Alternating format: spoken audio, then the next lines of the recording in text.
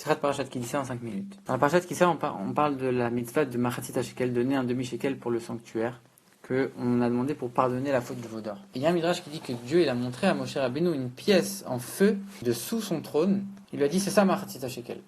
Et en vérité, on explique. Moshe, il savait très bien c'était comme Machatzit HaShekel, il savait que c'était une demi-pièce.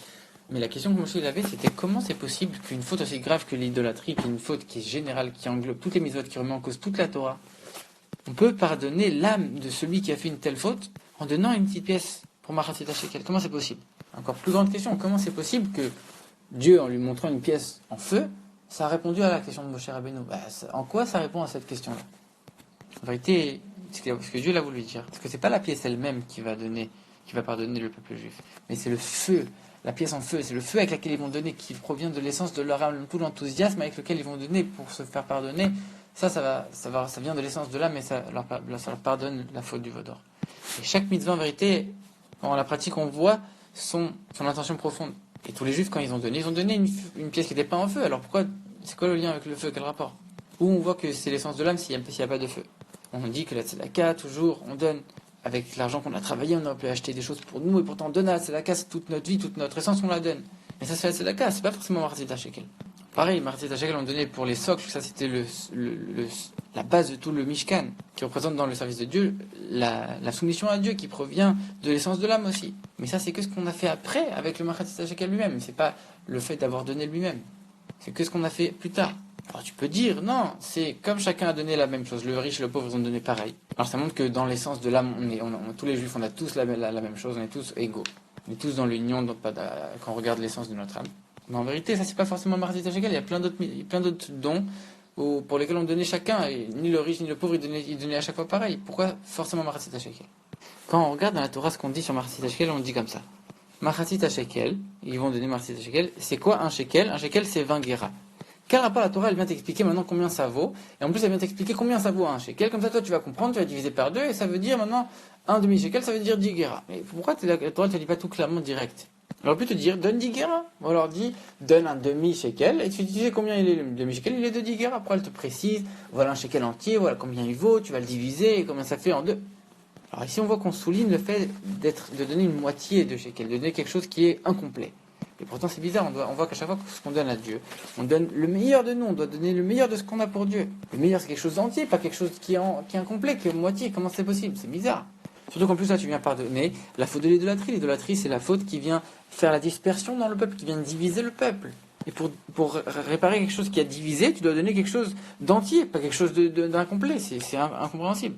De la même manière, l'idolâtrie, c'est une faute qui englobe toutes les autres mitzvot. Donc tu aurais dû tout donner quelque chose d'entier, tout donner. Pourquoi tu donnes quelque chose qui est incomplet? Encore une fois. En vérité, ici, on veut te faire comprendre. Il faut que tu saches une chose. Toi, t'es que quelque chose d'incomplet. T'es que une moitié. C'est quand tu vas être uni, quand tu vas être une seule et même chose, c'est quand tu vas t'unir à Dieu. À ce moment-là, toi et Dieu, ensemble, vous allez faire une seule et même entité. Mais toi, tout seul, t'es que incomplet. Si t'as pas Dieu, alors t'es que incomplet. T'es qu'une moitié, t'es que quelque chose auquel il manque quelque chose. De la même manière pour Dieu, si on peut parler comme ça. Dieu sans toi, sans le peuple juif. Alors lui aussi, là, quand nous on va s'unir avec Dieu, on va le rendre complet, un peu plus Dieu lui aussi.